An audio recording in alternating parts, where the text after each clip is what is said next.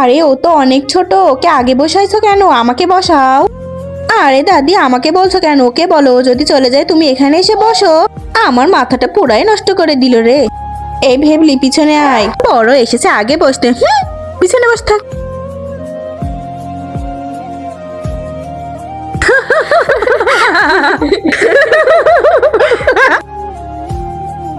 আরে চলো, আমরা তোমার মামা বাড়ি চলে এসেছি। আরে দাদি, চলো যাই। তোমরা যাও, আমি যাব না।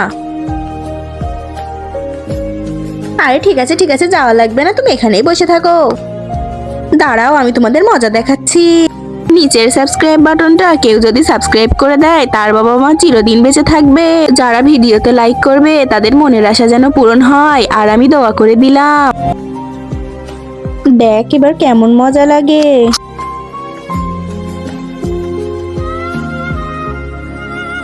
আরে চলো এবার, আমাদের তো নাস্তা পানি করা শেষ।